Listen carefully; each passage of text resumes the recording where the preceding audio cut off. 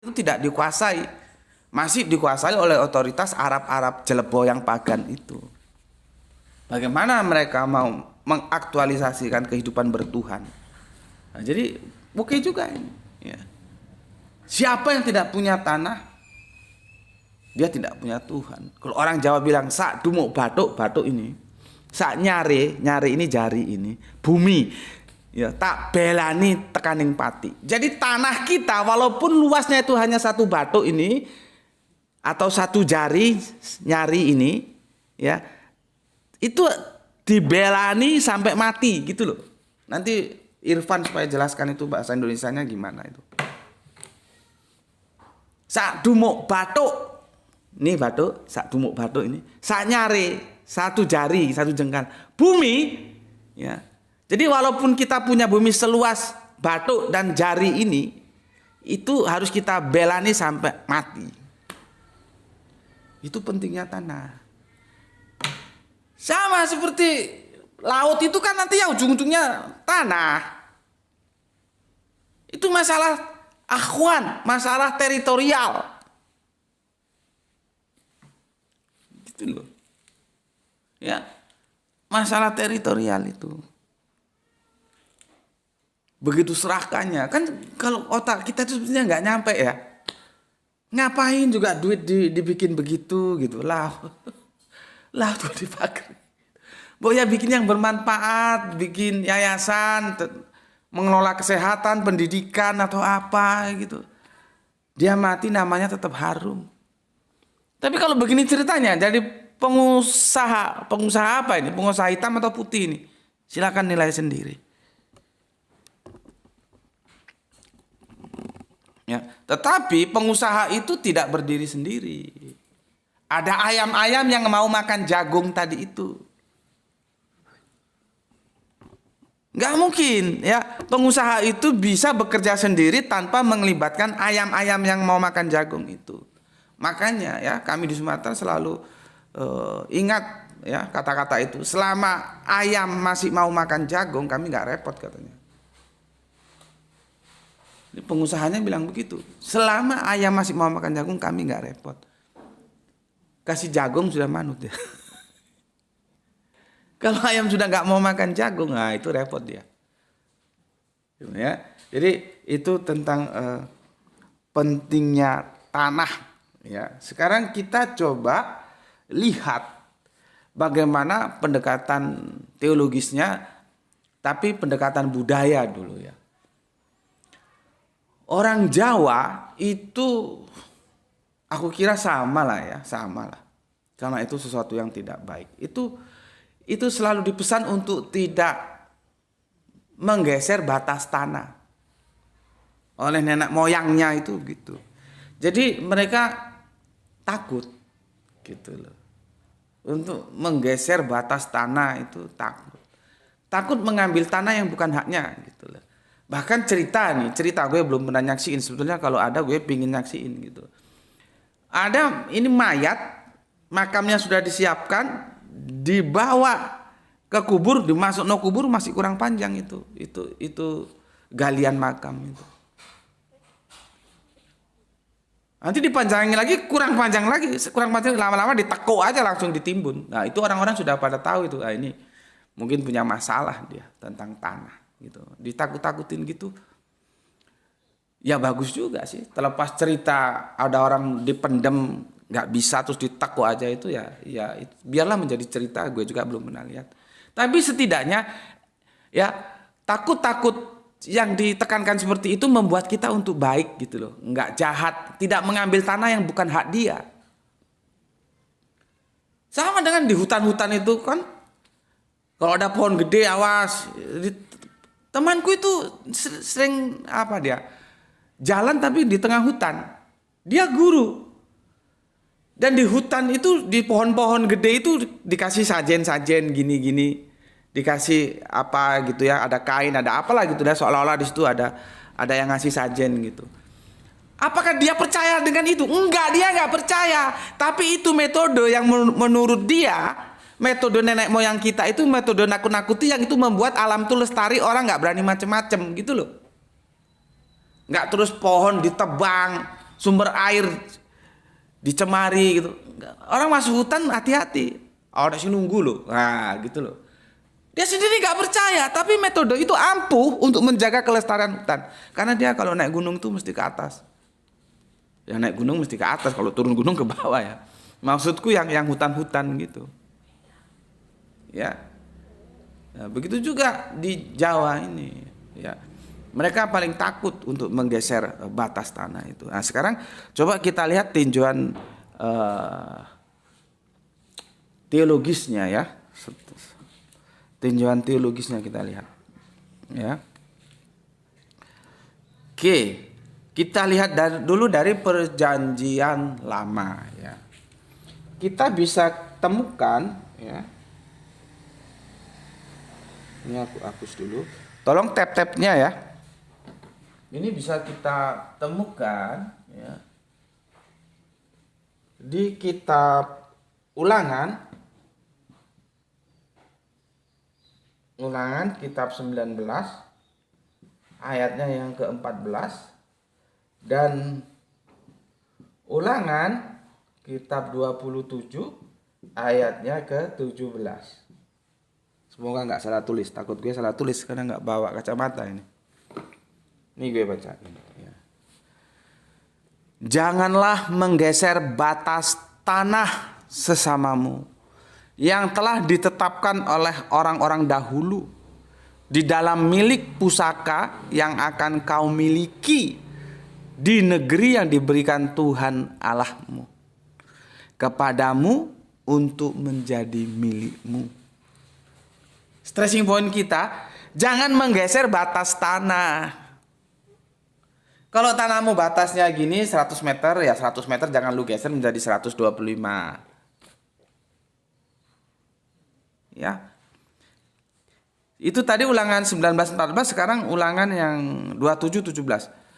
Terkutuklah yang menggeser batas tanah sesamanya manusia. Dan seluruh bangsa itu harus berkata amin. Kalau saudara kita amin, kalau kita amin. Ya. Terkutuklah, dikutuk orang yang menggeser batas tanah sesamanya manusia, ya. Dan seluruh bangsa itu harus berkata amin. Berkata amin. Jadi larangan menggeser batas tanah itu larangan. Sampai sekarang antara Israel dan Palestina itu apa? Ya masalah tanah. Masalah tanah. Ya. Jadi itu klasik. Seperti ini laut di pagar ini klasik. Nanti satu saat akan muncul lagi tuh. Selama ayamnya masih mau makan jagung. Cuman pelakunya aja yang beda. Mungkin pejabatnya sudah pensiun, ganti pejabat baru yang sama-sama ayam. Ya.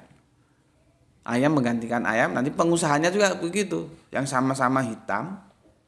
Bismillah.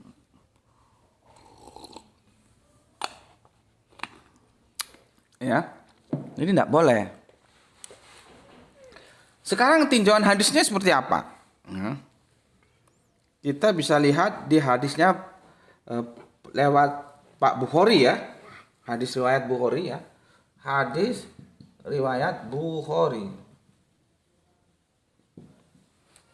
Barang siapa yang mengambil sejengkal tanah bumi yang bukan haknya, niscaya ditenggelamkan ia pada hari kiamat sampai ke dalam 7 lapis bumi.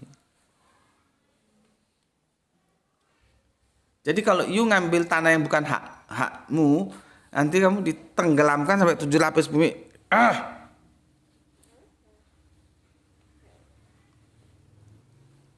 Tahu? Ya. Nah, ini semoga si pengusaha itu mau dengar video ini, video kajian kita ini. Tapi kalau dasar babi ya sulit. Sudah babi buta pula membabi buta. Sulit.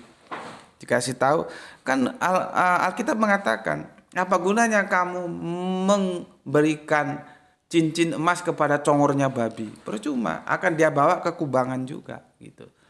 Tetapi sebagai pelaku dakwah tentunya kita tidak boleh langsung putus asa seperti itu. Ya kita tetap berharap, siapa tahu dalam kesadarannya dia, oh iya, kok hidup juga nggak lama sih, berapa tahun, taruhlah 100 tahun. Tuh apa juga melakukan hal-hal yang seperti itu. Apakah laut itu mau ditempati dia? Gitu. Ya, kita tetap berharap, optimis, semoga saja bisa menjadi yang lebih baik. Tapi kalau enggak ya sudah, yang penting kita sudah melakukan kebaikan untuk mengingatkan. Ya. Itu tadi lewat hadis Bukhari, sekarang lewat hadis riwayat Muslim. Hadis riwayat Muslim. Ya. Barang siapa mengambil sejengkal tanah dengan zolim, maka Allah akan mengalungkannya pada hari kiamat setebal 7 lapis bumi. Gak modar gue. Kalung no. Jadi ini pesan-pesan teologis, jangan main-main sama tanah. Yang bukan hakmu itu jangan kamu haki.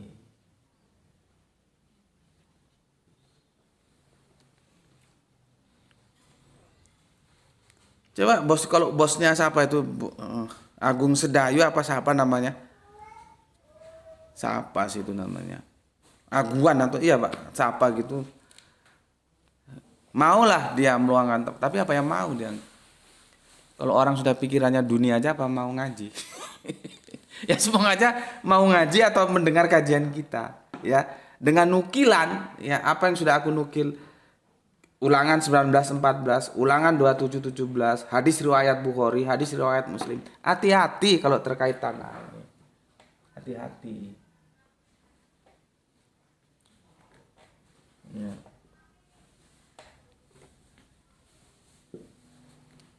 Hati-hati.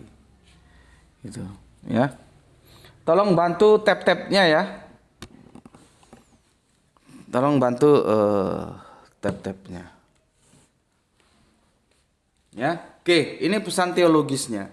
Pesan antropologisnya sudah. Sekarang pesan dalam aturan-aturan pemerintahannya itu ada di hukum pidana, ya, pasal 389 Kitab Undang-Undang Hukum Pidana KUHP, ya, pasal 389. Nah, ini nanti ini masalah-masalah tanah. Secara teologis ini secara antropologis sudah, secara hukum pemerintahan tata kelola negara ini KUHP pasal 389. Ya. Itu sudah kita lalui, ya. Sekarang kita melihat bagaimana duduk permasalahan, ya, ada laut kok dikapling gitu. Jadi laut itu dikapling. Makanya, ya, ketika pagar tidak lagi makan tanaman, itu kuno, ya. Pagar makan tanaman itu dulu, ya. Kalau sekarang pagar makan laut sekarang. Laut pun jangan bukan main. Ya. Jadi begitu ya. Kita coba lihat. Itu kan 30 km lebih itu panjangnya itu. 30 km lebih plus, ya. Ini kok bisa tidak terdeteksi atau baru sekarang terdeteksi? Kemana angkatan laut kita? Ini loh, yang gue kadang-kadang lihat, terus kemana angkatan lautnya? Seharusnya kan aneh kan, ada laut dipagari. Begitu laut dipagar, loh ini kok ada? Diusut, dicari siapa, gimana ceritanya ini? Atas hak apa dia bisa memagari laut?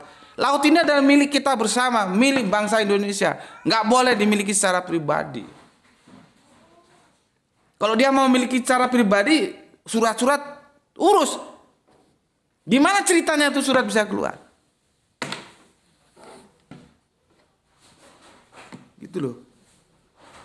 Kalau seperti HPH oke lah ya, hak HPH itu kan hak pengelolaan hutan gitu ya. Hutan dikelola, mungkin ada perhitungan-perhitungan, perjanjian-perjanjian tertentu ya. Dividennya gimana nanti, berapa masuk ke pemerintah, berapa masuk ke perusahaan mungkin. Ya kalau diatur gitu enggak ada masalah. Artinya dia hanya punya hak atas tanah itu untuk mengelola, bukan hak milik. Atau seperti hak guna pakai gitulah ya. Nah ini kan harusnya Angkatan Lautnya itu tahu dia laporan ke komandannya. Komandan nanti koordinasi kemana? Ke presiden ke menteri atau menteri dalam negeri terutama. Terus nanti menteri masalah pertahanan. Nanti menteri masalah pertahanan pergi ke gubernur ke bupati ke desa, kelurahan, dan sampai ke RT RW, sampai ke rakyat, tanya. Dicari informasinya, siapa yang bikin pagar, atas dasar apa pagar itu dibikin, dan kekuasaan apa yang membuat dia bisa memagari laut. Harusnya kan begitu. 30 km itu bukan barang kecil. Kok baru sekarang? Pertanyaan kita, angkatan lautnya kemana? Itu loh. Kan ini kita harus introspeksi supaya negara kita itu menjadi kuat. Jangan negara dikalahkan oleh pengusaha. Repot kalau begitu. Zaman Pak Harto, Lim Suliong itu tetap masih dalam kontrol Pak Harto loh. Dulu kan lakonnya Lim Suliong. Itu masih dalam kontrol Pak Harto sampai era-era reformasi berakhir itu.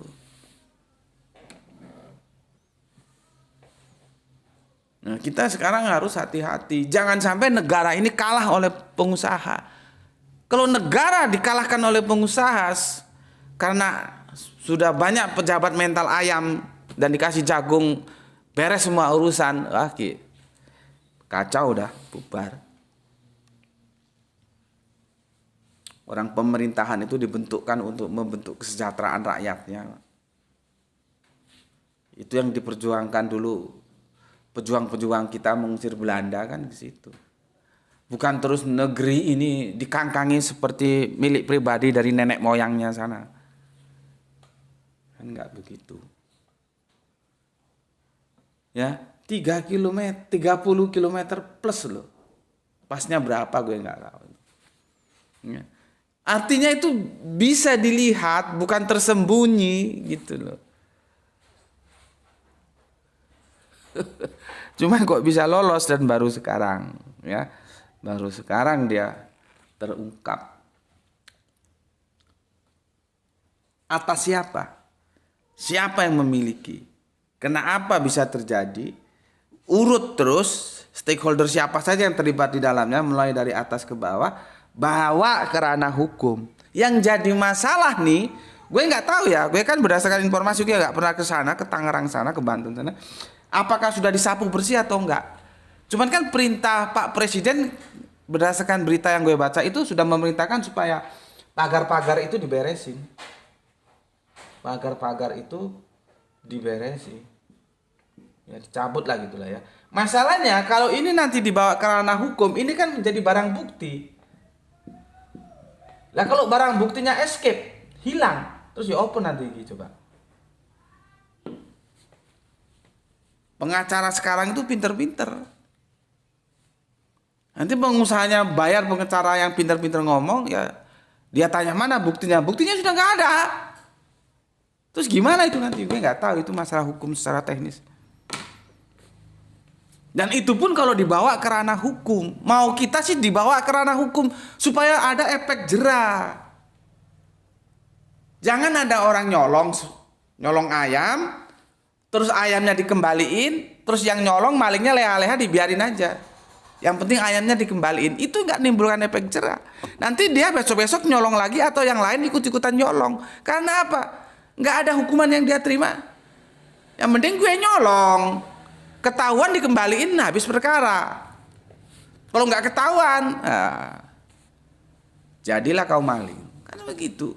Kita lihat ini nanti gimana. Apakah ini akan dibawa ke ranah hukum atau cukup selesai pagarnya dicabut, tutup buku. Waduh, kacau kalau gitu.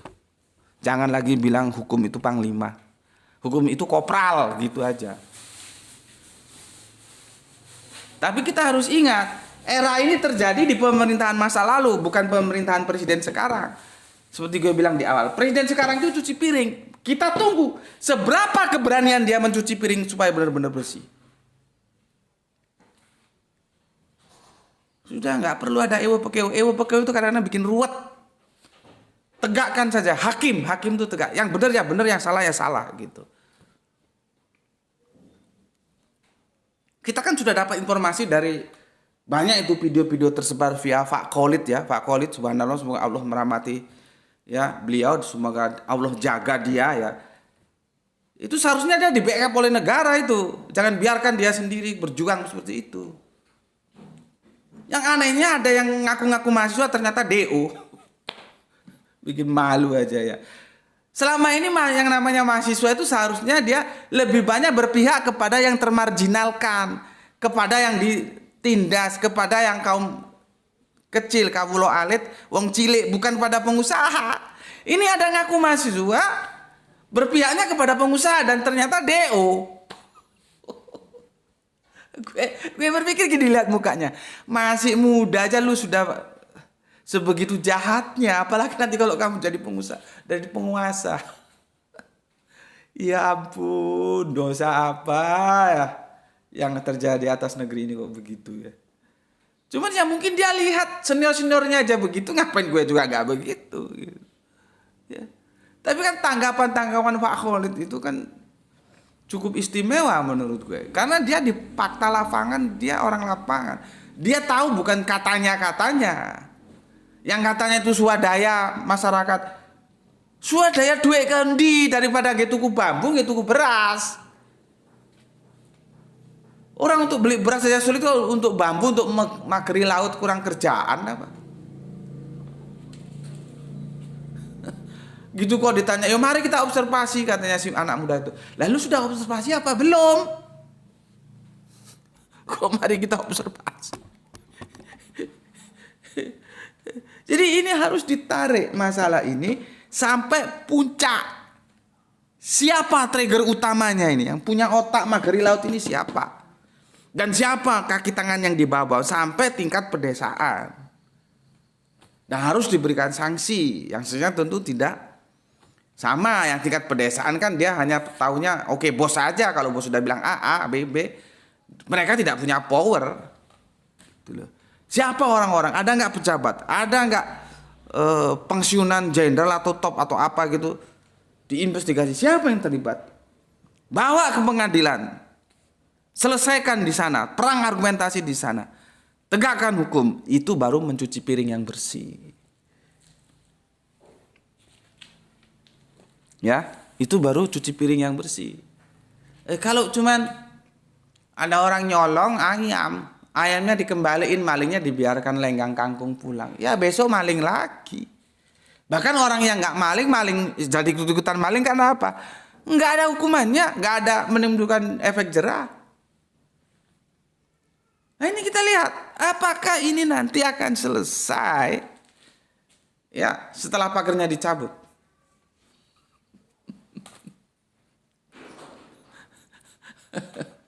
Maka kalau ketika pagernya dicabut dan sudah dianggap selesai, damai, ngelus dada. Ya. Bahwa nenek moyang kita berjuang membebaskan negeri kita Nusantara ini tuh dengan tetesan darah dan air mata itu untuk dimiliki bersama. Untuk kesejahteraan bersama, untuk dikelola negara, untuk kesejahteraan, bukan dikelola oleh seseorang untuk perutnya sendiri. Memangnya ini punya nenek moyang dia sendiri. Ya, prihatin kita kalau sampai negara dikalahkan oleh pengusaha. Prihatin lah, apa gunanya? Kalau gue ya malu, apa gunanya lu duduk di pemerintahan kalau kalah sama dengan pengusaha. Itu ya. Jadi selama ya ayam masih mau makan jagung, mereka itu enggak pusing. Maka untuk kedepannya pagar, gue nggak tahu yang informasi masuknya Sidarso katanya ada. Sidarso harusnya diusut juga.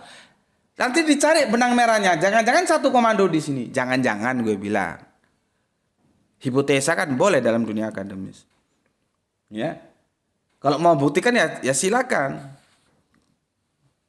Tapi kalau gue ngapain, kurang kerjaan apa? Mending gue baca buku di rumah daripada buktikan, cari data ke sana. Ya para wartawan, para stakeholder yang memang berkepentingan cari.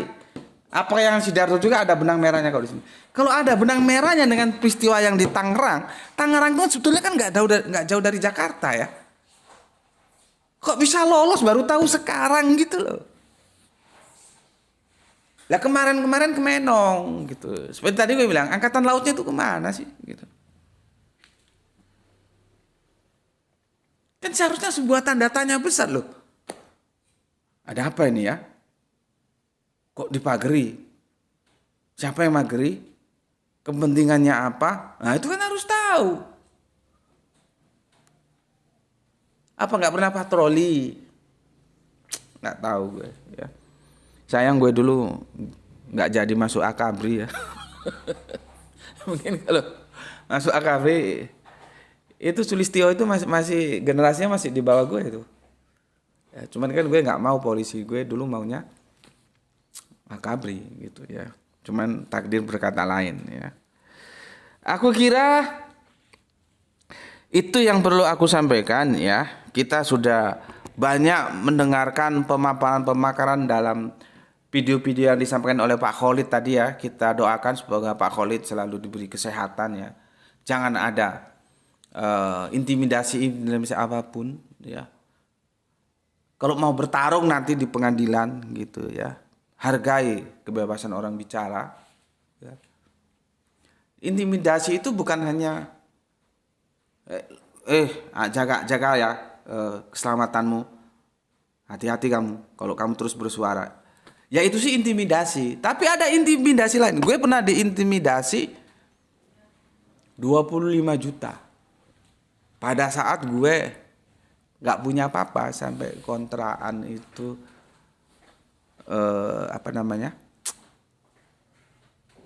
jatuh tempo, telat gak bayar-bayar sampai wajahnya yang punya rumah kontrakan mukanya ditekuk kalau ketemu gue karena gue gak bayar. Dalam kondisi powerless ya gue diintimidasi 25 juta.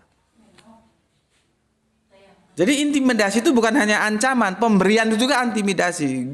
Karena gini, gue dulu kan tim advokasi di FKUB, Forum Komunikasi Umat, bukan FKUB, FKUI, Forum Komunikasi Umat Islam. Gue advokatnya, gue bagian hukumnya. Ya, pada saat itu kami mengajukan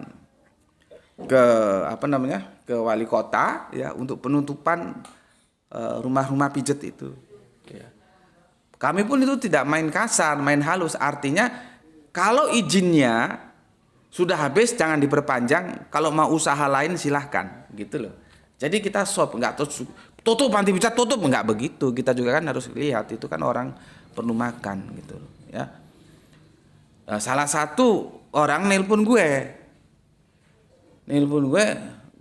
sebut nama, lu si ini gitu, maksud gue yang punya panti pijat paling besar di sini, lu si ini, oh enggak Pak Koco manggilnya gitu dia, saya orang tangan kanannya bilang, terus gimana, gue diintimidasi 25 juta saat itu, 25 juta, kalau bilang kurang berapa, mau ditransfer atau mau cash langsung, gue diajak ketemuan di salah satu hiburan malam di sini.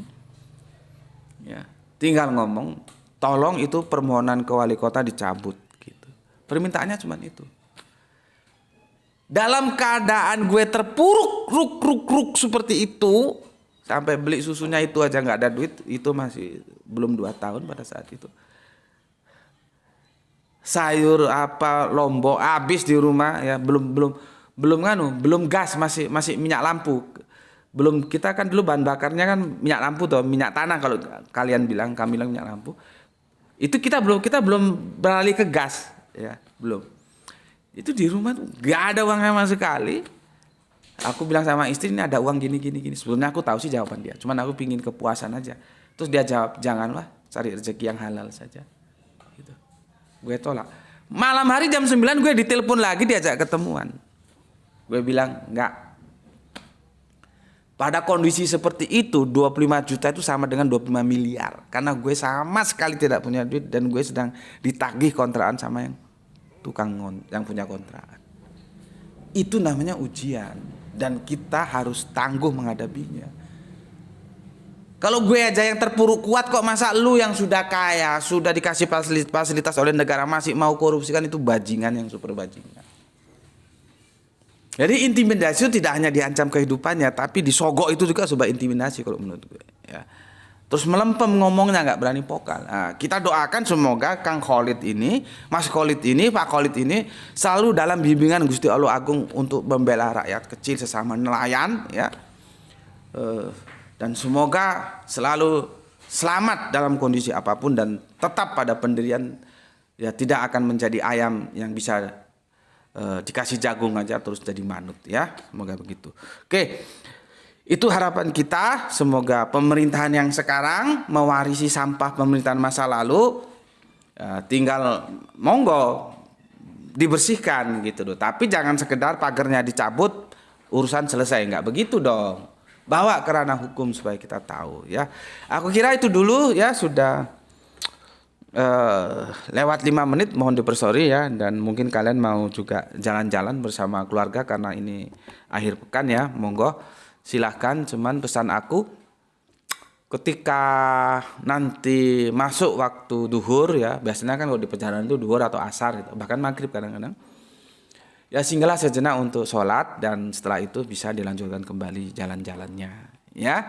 Atau kalau kamu sedang makan gitu, ajak orang yang bersamamu itu makan bersama di atas meja yang sama dan makanan yang sama. Nggak ada lu juragan, iya statusnya sih lu juragan, dia pembantumu gitu. Tapi nanti kan mati sama-sama masuk tanah kan? Iya kan? Lu mau juragan seperti apapun, dia mau pembantu, mati itu sama-sama masuk tanah, kembali masalah tanah lagi. Jadi jangan melahirkan kesombongan. Makan yang sama di atas meja yang sama. Itu akan menimbulkan kasih sayang di antara juragan dan pembantunya. Dia merasa diuwongno, kata orang Jawa, diorangkan. Diuwongno itu artinya diorangkan, dimanusiakan gitu loh, ya. Itu pesan aku. Semoga menjadi akhir pekan yang berbahagia untuk semuanya, ya. Pesan aku, jaga Allah, jaga Kanjeng Nabi, jaga Al-Quran, jaga keindahan Islammu dalam bingkai iman, tetapi tetap memberi hormat kepada saudara kita yang lain, ya. Semoga yang belajar dan yang mengajar mendapatkan keberuntungan, yaitu rezeki yang barokah dan kesehatan yang prima. Terima kasih untuk saudaraku yang ada di channel TikTok dan yang ada di channel YouTube. Terima kasih atas segala sholawatnya, ya. Semoga kita dalam kondisi yang prima untuk melanjutkan kajian-kajian kita di kemudian hari. Sampai di sini dulu untuk semuanya, ya. Alhamdulillahirabbil alamin. Matur nuwun.